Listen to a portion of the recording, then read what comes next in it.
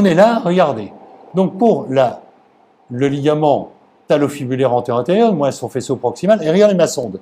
Je tourne ma sonde dans le sens anti-horaire et je remonte vers la jambe du patient, et le voilà. Vous avez ici le dôme du talus, voilà, je repars du ligament, vous avez le dôme du talus recouvert de son cartilage noir, là, je tourne encore un peu ma sonde pour remonter, et voilà. Et là, regardez comme on voit bien chez elle, les deux faisceaux du ligament, cette fois-ci, tibiofibulaire antéro-inférieur. Donc, entre la malléole latérale et le tibia. Là, vous avez la malléole latérale, là, vous avez le tibia. Regardez les deux faisceaux de ce ligament. On va voir s'il y a un ligament de Bassett, je ne sais pas, je ne vais pas rechercher. Hein, on va reprendre, voilà, cette coupe ici. Le dôme du talus, je remonte un petit peu. Le ligament tibiofibulaire, je descends. Ah ben voilà, regardez, il est là. Il est là. Il y a un superbe ligament de Bassett chez elle. Hein, c'est un faisceau accessoire. Il me semble que c'est très très fréquent. Un faisceau accessoire qui est tout à fait susceptible de venir en conflit avec le dôme du talus. Troisième coupe, je vous l'ai dit, on met sa sonde devant la malléole latérale. Devant la malléole latérale, et on analyse, regardez comme on la voit bien chez elle, la joue latérale du talus. La joue latérale du talus, avec ici le faisceau proximal du ligament talofibulaire distal, et regardez chez elle, le faisceau distal, il est vraiment accolé au faisceau proximal. Ça ne forme en fait qu'un seul ligament. Et regardez ici, comme on voit bien, la capsule antérolatérale qui vous montre que ce faisceau proximal est bien de topographie intra-articulaire. Et c'est pour cette raison qu'il a tendance à se résorber lorsque vous avez des entorses à répétition. Regardez ici sur cette coupe les faisceaux rétinaculaires qui vont plonger ensuite au sein du sinus du tarse. Et bien, sinus du tarse, on va aller le voir, mais avant, je vais vous montrer l'interligne subtalaire. L'interligne subtalaire, je vais augmenter un petit peu ma profondeur de champ, voilà. C'est assez simple en fait. Vous faites une coupe sous la malléole latérale. Sous la malléole latérale, vous voyez, vous avez en postérieur, bien sûr, le calcaneus et en avant le talus. Voilà, là vous avez le ligament vert. Et pour chercher une instabilité, vous prenez le pied de votre patient et vous faites simplement une manœuvre de varus équin. Vous voyez, ça bouge un tout petit peu chez elle. Une manœuvre de varus équin à la recherche d'une laxité anormale de cette subtalaire. Ensuite, vous avez le sinus du tarse. Il y a le trou. On le voit, le trou. On met la sonde dessus, et voilà. On va mettre un petit peu plus de profondeur. On descend un peu sa focale aussi. Ça, j'ai fait trop, voilà. Voilà. Et vous recherchez ici les ligaments talo-calcanéens. Ligaments talo-calcanéens, quand ils sont normaux, ils ne sont pas toujours faciles. En voilà un. Vous voyez, en voilà un ici qu'on voit bien. Mais ils ne sont pas toujours faciles à voir quand ils sont normaux parce qu'ils sont plutôt hyperéchogènes dans un environnement hyperéchogène également. Ici, vous voyez qu'il n'y a pas d'épanchement. Je vous rappelle que si vous voyez un épanchement en superficie, il vient de la taue crurale, en profondeur, il vient de la subtalaire. Et puis vous avez ici, regardez comme on les voit bien, les insertions du rétinaculum des extenseurs, juste au voisinage de l'insertion de ce muscle. Quel est ce muscle? C'est le seul muscle du dos du pied. C'est le seul muscle du dos du pied, c'est le court extenseur des orteils qui vient s'insérer à côté de la tâche du rétinaculum des extenseurs. Voilà, donc ça c'est la coupe numéro 4. Maintenant regardez bien ma sonde. Je vais tourner ma sonde également dans le sens anti-horaire. Vous voyez ici le calcaneus. Eh bien ce calcaneus, il va devenir de plus en plus petit au fur et à mesure que je tourne. Pourquoi? Parce que vous allez avoir, voilà, regardez, il vient pointu, et vous commencez, voilà, vous l'avez vu passer, vous avez, pardon, ça, voilà, ici, vous avez l'un des faisceaux du ligament bifurqué. Vous voyez, le rostre du calcanéum est parfaitement régulier, il n'y a pas de remaniement hypoéchogène, et ici, regardez, vous avez en profondeur le second faisceau. Voilà, vous êtes certain à 100% que ce ligament bifurqué n'est pas atteint. S'il est atteint, vous pouvez descendre à ce moment-là un peu plus distalement sur l'articulation calcanéo-cuboïdienne Et à l'état normal, vous voyez que le ligament, voilà, il est là. Il est extrêmement ténu, extrêmement ténu. Bon, donc on a bien travaillé, on a fait toute notre coupe antérolatérale. Maintenant, on va demander au patient de se tourner complètement sur le côté opposé et pas tourner la sonde. C'est vraiment le patient qui doit tourner. Alors, quand il n'y a pas de gonflement, vous voyez, je prends le gel pour vraiment tapisser de gel. Et la première chose que je vais faire, c'est que je vais faire une coupe des tendons fibulaires au niveau rétromalléolaire. Vous voyez ici le long fibulaire, le court fibulaire. Regardez, elle a un muscle court fibulaire qui descend très bas. Ça peut être une source de conflit d'ailleurs au niveau rétromalléolaire. Le long est là, le court est là. Vous voyez que le muscle court s'insère à la face postérieure du tendon. Vous avez bien sûr le rétinaculum supérieur qui est là, la crête est ici, et lors de votre épreuve dynamique, les tendons ne peuvent pas dépasser la crête. Voilà, vous mettez votre main sur le pied du patient et vous lui demandez de monter votre main vers le plafond. Allez-y. Non, la main ici, devant, l'avant-pied. Voilà, super. Voilà, super. Et vous regardez bien, on voit bien le rétinaculum, fait ça super bien, et vous voyez que les tendons fibulaires n'ont absolument pas bougé, qui sont bien restés derrière la malléole. Ça, c'est extrêmement important. Ensuite, on va vraiment étudier le ligament le plus important de ce plan collatéral latéral, le ligament calcanéo-fibulaire, oblique, en bas et en postérieur. Pour ça, on va demander au patient de mettre une flexion dorsale et un petit peu de varus aussi. Et là, je mets ma sonde en oblique, voilà, et je cherche au versant profond des fibulaires la structure. Regardez comme on le voit bien chez elle. Vous avez votre tendon fibulaire qui est là, et regardez, le ligament calcanéo-fibulaire qui soutiennent les tendons fibulaires comme dans un hamac et ponte ici l'articulation subtalaire qui renferme un peu de liquide, ce qui est banal, surtout après avoir manipulé cette cheville pendant déjà 10 minutes. Donc regardez bien l'écart entre ce ligament calcanéo-fibulaire et le calcanéum, c'est extrêmement important. Là, je suis certain à 100% que son ligament calcanéo-fibulaire est normal.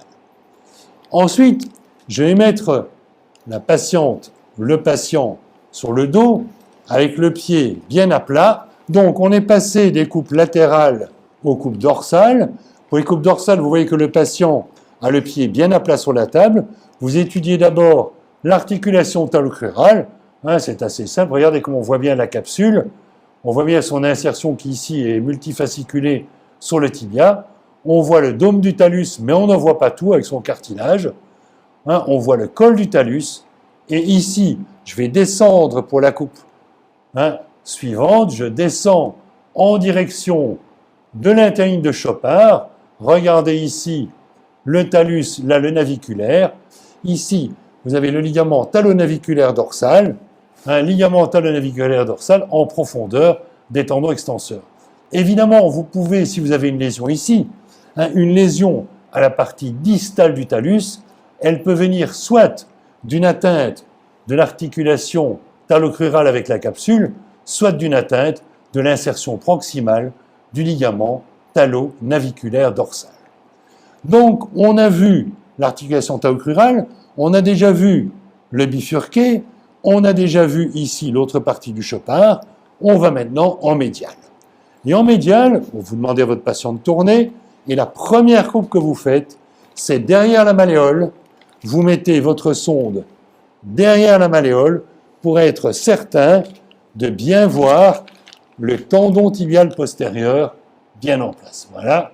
Ici, vous avez le tendon tibial postérieur, la malléole médiale est là, le rétinaculum est là, et toujours, vous demandez au patient de monter ma main vers le plafond, allez-y, vous regardez le tendon, et pourtant, la contraction est liée, et vous voyez que le tendon ne bouge pas d'un millimètre, ce tendon tibial postérieur reste bien fixé derrière la malléole médiale par le rétinaculum des fléchisseurs.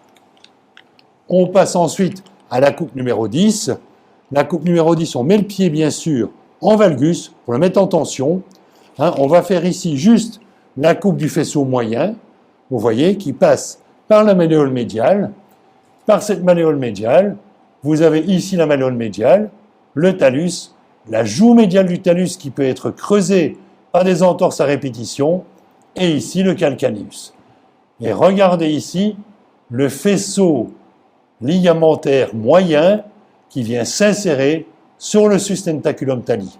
Si vous voulez regarder le faisceau antérieur, vous faites une coupe en valgus mais en légère flexion plantaire, et là, vous avez le faisceau antérieur qui en général sera bien vu à sa partie postérieure, mais devant, il vient se ramifier, si je puis dire, au niveau du talus, au niveau du naviculaire et surtout du spring ligament. En postérieur, flexion dorsale, on va chercher le ligament à sa partie postérieure en rétromalléolaire, et vous avez ici, voilà, regardez, l'aspect multifasciculé de ce gros ligament tibio-talien postérieur, avec en superficie bien sûr le tendon tibial postérieur et ici le rétinaculum des fléchisseurs. On est en état 11, on va refaire la 12e. La 12e, vous voyez, vous prenez votre tendon fibulaire, vous le suivez, vous tournez votre sonde de 90 degrés pour allonger votre tendon, et vous voyez que toutes les structures qui sont situées entre le talus et le tendon tibial postérieur, eh bien, correspondent au spring ligament.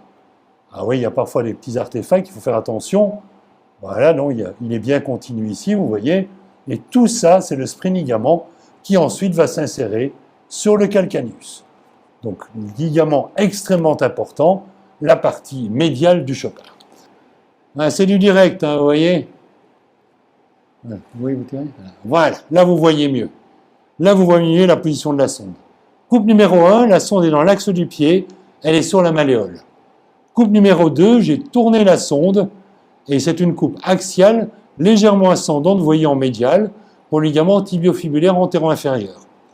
Coupe numéro 3, je mets ma sonde devant la malléole, pour bien étudier la joue latérale du talus. D'accord? Ensuite, je vais dans le sinus du tarse, j'en profite pour regarder l'internice subtalaire, je sens le sinus du tarse, je mets ma sonde dedans pour aller voir s'il n'y a pas un épanchement au niveau de ce sinus du tarse. Ensuite, je vais remonter en tournant ma sonde vers le rostre du calcaneus pour aller étudier le ligament bifurqué. Et là, j'ai fini mes 5 coupes antérolatérales. Ensuite, je demande au patient de se tourner complètement sur le côté. Je vais étudier en rétromalléolaire les tendons fibulaires en faisant la manœuvre d'éversion contrariée, monter ma main vers le plafond. Voilà, parfait. Ensuite, on fait la flexion dorsale et on va étudier le ligament calcanéofibulaire qui est tendu en oblique entre la malléole latérale et le calcaneus, et on a fait les 2 coupes latérales. On demande ensuite au patient de se mettre sur le dos, le pied bien à plat. On fait la coupe centrée sur l'articulation théocrurale et sur la capsule, et puis je descends légèrement pour analyser le ligament talo-naviculaire dorsal. Ensuite, je demande au patient de se mettre en médial et on fait la coupe centrée sur le tendon tibial postérieur avec la manœuvre d'inversion contrariée pour tester sa mobilité. Je fais ensuite l'étude du ligament collatéral médial. Vous mettez le pied en valgus, bien entendu, et vous balayez en éventail, d'abord en flexion plantaire à 90 degrés, et puis en flexion dorsale, pour bien analyser ce ligament collatéral médial, et on termine par le spring ligament.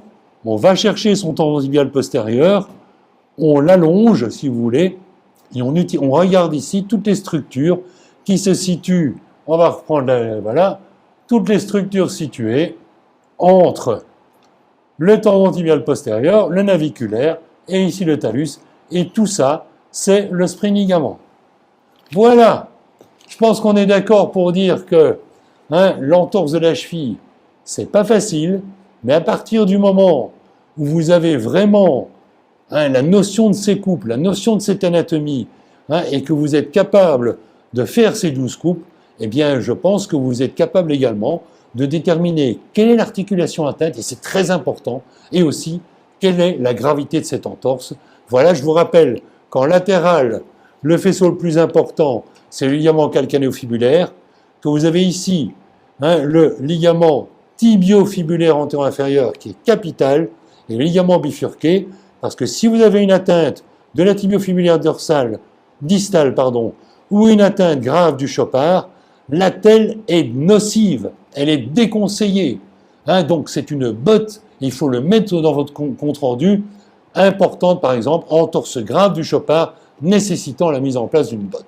Répétez le LCF, vous vous tournez tout à fait en latéral, voilà, on met le pied en flexion dorsale, on met beaucoup de gel parce que il y a la malléole latérale qui est un peu saillante, et vous mettez votre sonde en oblique entre la malléole latérale et le calcaneus.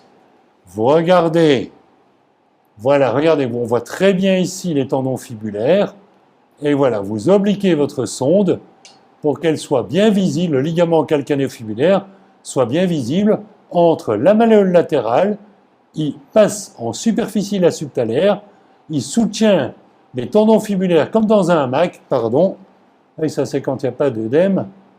C'est plus facile chez le patient parce qu'il est gonflé, votre sonde dérape moins, et voilà, et vous avez ici l'insertion calcanéenne de votre ligament calcanéo-fibulaire. Donc votre sonde doit être en oblique et vous devez rechercher la structure fibrillaire située en profondeur de votre tendon fibulaire. Je vais remettre les tendons fibulaires. Bien, on me demande quel est l'appareil à acheter, c'est toujours la même question. C'est simple. Vous avez de très bons. Ici, c'est un excellent appareil. C'est un appareil, bon, je ne vais pas le dire, c'est un appareil Samsung qui est excellent. Il y a d'autres excellents appareils aussi. Vous avez dans le monde entier, parce que je sais qu'il y a des participants de 22 pays qui participent à ce webinaire. Donc, dans tous les pays, vous pouvez trouver de très bons appareils. Ce qu'il faut, c'est privilégier le haut de gamme. C'est évident, quand vous étudiez des structures qui sont aussi précises, il ne faut pas se contenter d'avoir un écran millimétrique de 2, 3 ou 3 cm. Il faut vraiment des écrans de grande taille et avoir des appareils de haut de gamme. Ça, c'est certain. Alors, on me demande, et c'est très intéressant, de revoir le ligament de Bassett. Alors, le ligament de Bassett, je vais vous demander comme ça pour qu'on voit bien la caméra. Voilà. Donc, on a dit que on partait du ligament tibio-fibulaire antéro-inférieur. Voilà, le ligament tibio-fibulaire antéro-inférieur, on le voit ici. Vous avez ici le ligament tibio-fibulaire antéro-inférieur.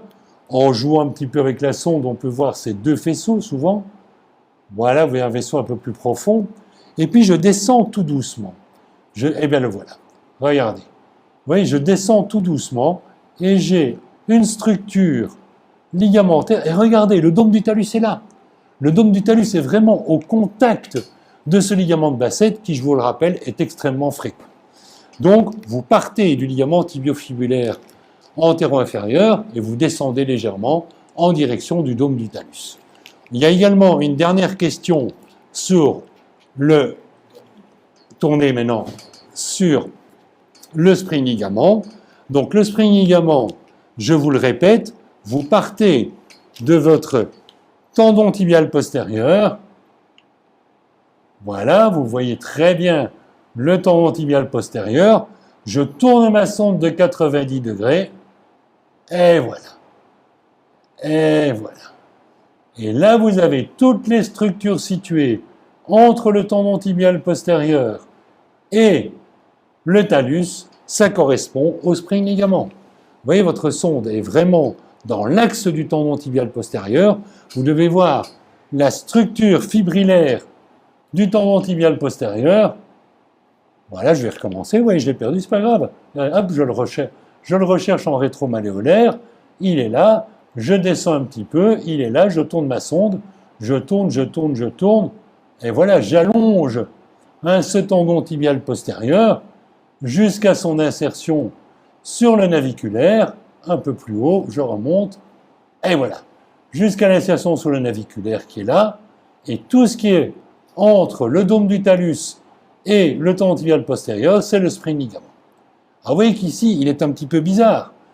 Il est un petit peu bizarre. Vous allez me dire, oui, si vous avez le moindre doute, vous prenez l'autre cheville, hop, vous prenez l'autre cheville, vous cherchez son tendon tibial postérieur, son spring ligament, et vous voyez que vous avez exactement le même aspect atypique qu'on avait de l'autre côté, avec ces petites images là qui vous avaient intrigué. Vous avez exactement la même chose de l'autre côté. C'est ça l'avantage de l'échographie. C'est ça l'avantage de l'échographie, c'est d'être comparatif, bien entendu. Il y a une question très intéressante qui est sur la capsule et une autre sur le rétinaculum des extenseurs. Alors, la capsule, je vous ai dit, une articulation, c'est le manchon qui maintient les deux os en place. Donc, quand vous avez une rupture de la capsule, c'est exactement pareil qu'une entorse. Sauf que les ligaments, qui sont les renforts de la capsule, sont respectés. Donc, c'est moins grave.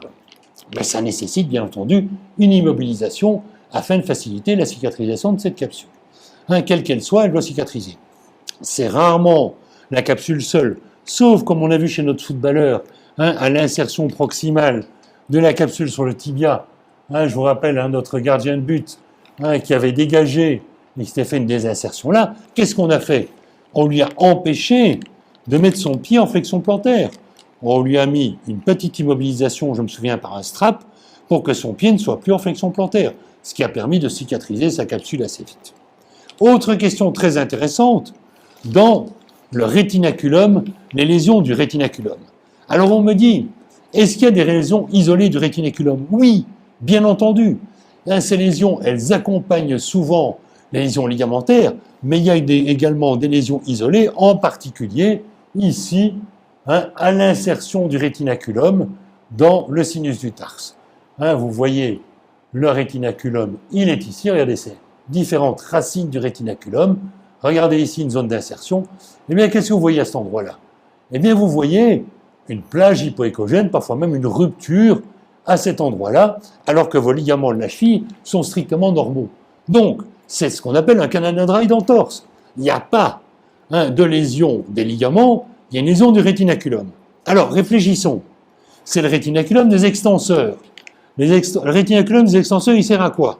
Il sert à maintenir en place les tendons extenseurs pour ne pas que les tendons prennent la corde en flexion dorsale. Donc, qu'est-ce que vous faites? Eh bien, le truc, c'est de mettre cette fois-ci le pied du patient plutôt en flexion plantaire. Vous lui faites un strap en flexion plantaire pour éviter qu'il ne fasse une flexion dorsale qui mette ce rétinaculum sous tension. C'est la même chose quand vous avez, je vais vous montrer, l'insertion fibulaire de ce rétinaculum des extenseurs. Voilà, on peut le regarder en dorsale.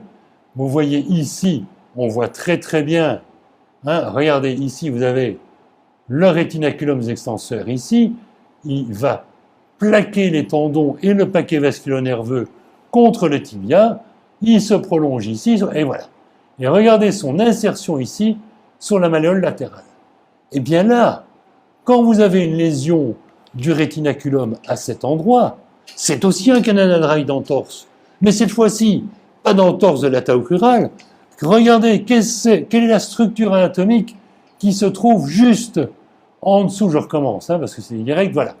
Voilà, ici vous avez votre insertion du rétinaculum sur la malléole latérale. Je descends d'un demi-centimètre et je tombe sur quel ligament? Sur le ligament tibiofibulaire antéro-inférieur. Donc, quand vous palpez le devant de la malléole, vous allez dire, oh là, attention, il y a une douleur prémalléolaire, ça pourrait être une tibiofibulaire distale. Pas du tout, c'est simplement le rétinaculum des extenseurs, c'est complètement différent. Donc, vous voyez, avec ces coupes, vous avez votre rétinaculum qui est pathologique, vous avez votre ligament qui est strictement normal. Je pense qu'on fait la différence entre les deux. Il me reste à vous remercier pour votre participation. Vous voyez, je confirme, l'entorse de la cheville, c'est difficile, mais croyez-moi, c'est vraiment génial parce que ça permet d'être extrêmement précis. Merci à vous de vous être penché sur cette entorse de la cheville, mais c'est passionnant, vous allez voir. Une fois qu'on met le doigt dedans, il n'y a pas de problème, on ne lâche plus l'échographie musculo-squelettique. Voilà, bonne soirée à tous.